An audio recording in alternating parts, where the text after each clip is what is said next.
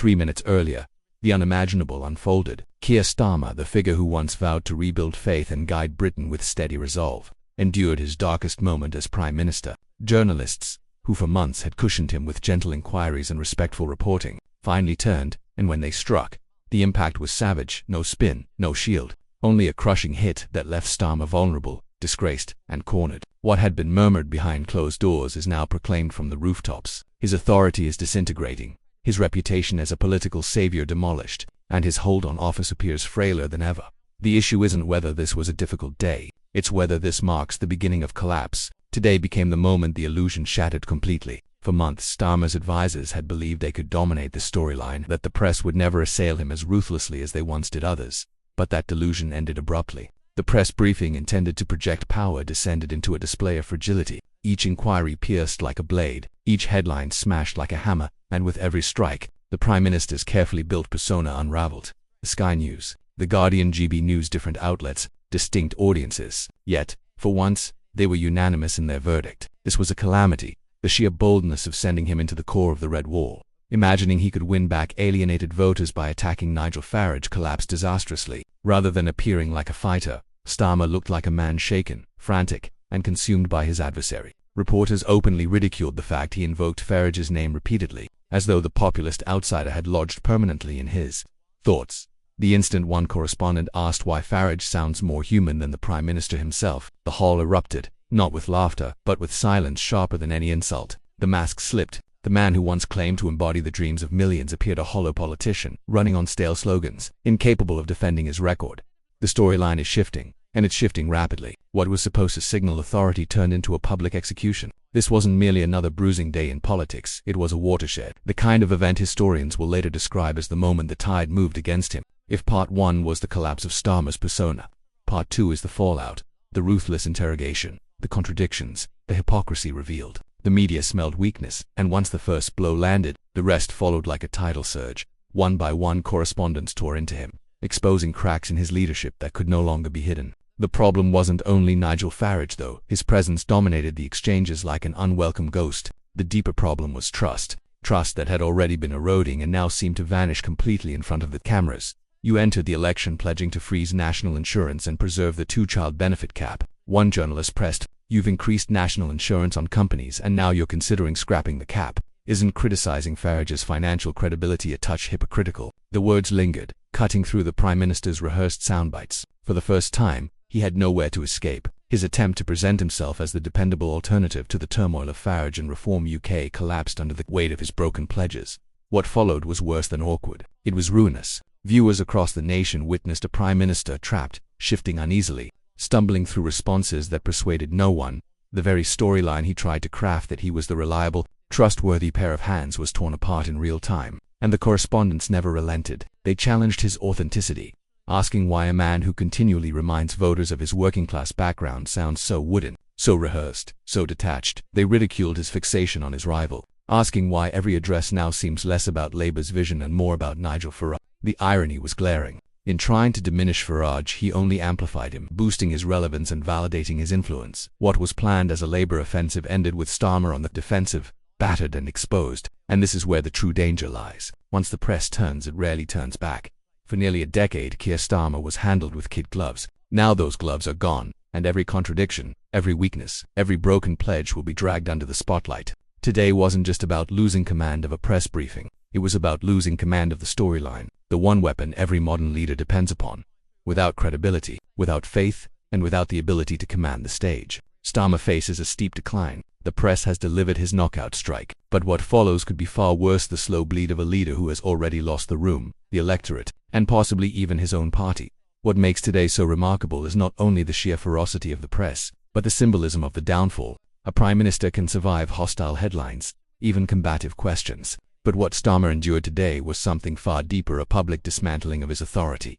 For years, he had been shielded by the image that he was the grown-up in the chamber, the antidote to populist theatrics. Yet now it is the so-called populist Nigel Farage who looks genuine, while Starmer appears manufactured. The optics could not have been worse. In a single day, The Red Wall experiment imploded, and with it, the claim that Starmer could reconnect with the very voters Labour has struggled to regain. Instead of bonding with working-class communities, he was mocked in sterile venues, jeered in public spaces, and shamed by viral clips of ordinary citizens shouting him out of pubs. The symbolism of that scene, "That man is not welcome in my pub. Get out of my pub," spread faster online than any policy announcement could. It wasn't just rejection, it was total rejection. A visceral demonstration of how far the Prime Minister has drifted from the people he says he represents. Worse still, Starmer's own language betrayed him. His recycled speeches about growing up in hardship, about fearing the postman due to unpaid bills, rang hollow against policies that contradict those stories. How can a man plead for trust when his own pledges disintegrate within months of being made? How can he pretend to grasp the daily hardships of British families when his appearances demand heavy security and end with him expelled from pubs by the very people he aims to reach? These contradictions are no longer theoretical. They are tangible, undeniable, and magnified by a press corps that has finally chosen to interrogate him with the same ferocity once directed at his rivals. And inside Parliament, murmurs are already growing louder. His huge majority, once his strongest defence, now looms as his greatest liability. The more MPs Labour holds, the more factions can combine against him. Every mistake, every broken vow, every display of weakness will energize internal dissent. Today wasn't only about humiliation in front of cameras, it was about sowing the seeds of insurrection within his own party. The press may have landed the knockout strike, but the tremors could split Labour apart. The question is no longer whether Keir Starmer can repair his reputation. It's whether he can survive the storm now unleashed. The real danger for Starmer is that this is no longer simply a media crisis, it's escalating into a full-scale political breakdown. That fissures inside Labour are widening, and today's spectacle has quickened the process. When the press delivers a knockout hit, it doesn't just wound the leader. It emboldens rivals, dissenters, and backbench MPs who sense fragility. Already, figures within Labour whisper about the two-child benefit fiasco, about the national insurance reversals, about the broken commitments piling up like a house of cards about to fall. The very measures he once used to argue Labour could be trusted with the economy are now the emblems of betrayal. Pensioners, entrepreneurs, farmers, even lifelong Labour loyalists are watching as the Prime Minister's word crumbles before their eyes, and inside Westminster, his authority leaks away like water through a fractured vessel. Every Prime Minister dreads the moment the press turns, but what Starmer now faces is worse: the chance that his own party may soon follow. The calculation is cold but clear. Why stay loyal to a leader who looks weaker by the day, who has failed to inspire the electorate, and who now finds himself derided by the very journalists who once shielded him? And while Labour's internal fractures simmer, Reform UK grows stronger. What was once dismissed as a nuisance for the Conservatives is now biting into Labour's flank. Today demonstrated that the reform surge is not just a Conservative headache, it is a national disruption cutting across old boundaries and reshaping the terrain of British politics. Starmer's fixation on Farage repeating his name like an incantation only underscored this truth. Instead of diminishing his rival, he boosted him, handing Farage the legitimacy of being the central actor in the national conversation. What greater present could a populist outsider receive than being elevated to the focal point of a Prime Minister's address? The public noticed it, the press hammered it, and now the stage is set. Farage is steering the debate while Starmer appears reactive, anxious, and defensive. The most chilling element: this is only the beginning. Once the media senses weakness, they swarm like vultures. The easy ride Starmer once enjoyed is finished, and the gloves are off. Every reversal will be magnified, every slip replayed, every bid to project control dissected and exposed as hollow. The Labour machine, which gambled everything on his image of competence and steadiness, is now collapsing under the weight of its own misjudgments. Today wasn't just a bad news cycle, it was a shift in momentum, a tipping point that could set the stage for a leadership crisis. For the first time, people aren't asking if Keir Starmer can win again, they're asking if he can even hold on. And so, here we stand at the breaking point. 3 minutes earlier, Keir Starmer faced the nation hoping to project resolve, but what followed was nothing short of catastrophic. The press didn't merely challenge him, they dismantled him. Every inconsistency, every broken promise, every hollow attempt at sincerity was dragged into the spotlight. For a man who built his brand on credibility, it was a brutal reckoning, and the damage is irreversible. You cannot lecture the public about trust when your word carries no weight. You cannot claim to be the champion of the working class when ordinary people are booing you out of pubs and the journalists who once protected you now mock your every phrase. This wasn't a stumble, it was a collapse. The imagery will haunt him. Viral clips of rejection, headlines declaring his worst day as Prime Minister, commentators debating not if but when the knives will emerge from inside his own ranks, and hanging over it all, the shadow of Nigel Farage, mentioned so obsessively that he now feels less like an opponent and more like the phantom Prime Minister. Starmer has made him the central presence in the national dialogue, a gift no strategist could have orchestrated better. Reform UK, once dismissed as fringe, now stands ready to drain voters from both sides of the political divide.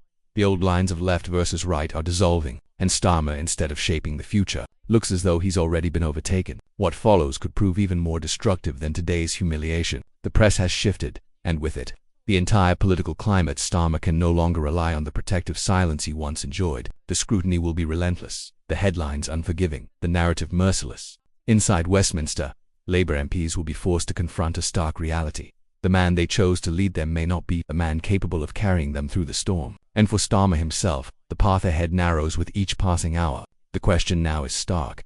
Has Keir Starmer sealed his own downfall? Is this the moment history records as the beginning of his decline? The Red Wall is restless, the media has turned, and Reform UK is rising.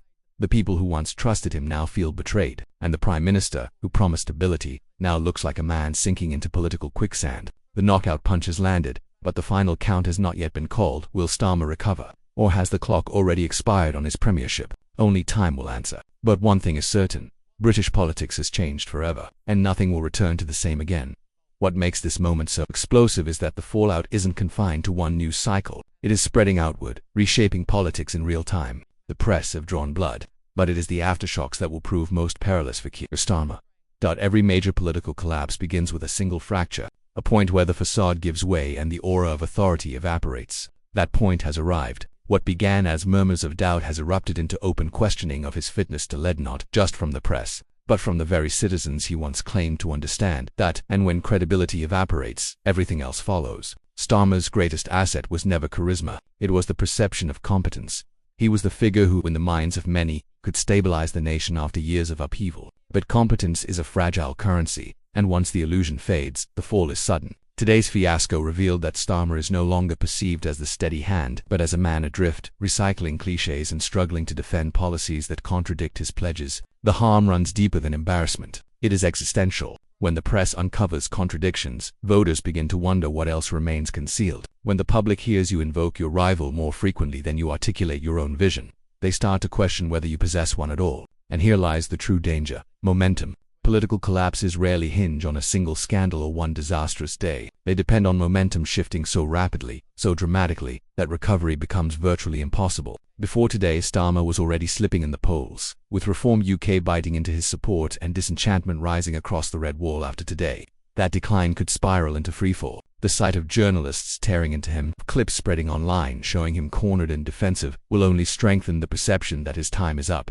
Once voters detect weakness, they turn away. Once the media smells blood, it never lets go. Momentum, once surrendered, cannot easily be reclaimed. This is why many inside Labour are now uneasy. They know that a leader weakened in the eyes of the press becomes a leader weakened within the party. Already, factions are stirring, MPs are whispering, and the notion of a leadership challenge no longer sounds far. His majority, once his armor, may yet prove his undoing. A vast parliamentary party means vast groups of MPs who can organize, rebel, and demand change. Today's humiliation has given them something they previously lacked: an excuse to question his direction, his judgment, even his right to govern. And once the dam bursts, it will be almost impossible to contain. But the greatest irony of all is that Keir Starmer's worst enemy may not be Nigel Farage, the press, or even the Conservatives. It may be himself. Through his fixation on his rival, through reliance on scripted lines that ring hollow, by projecting an image that collapses under scrutiny, he has revealed a truth that the public cannot ignore.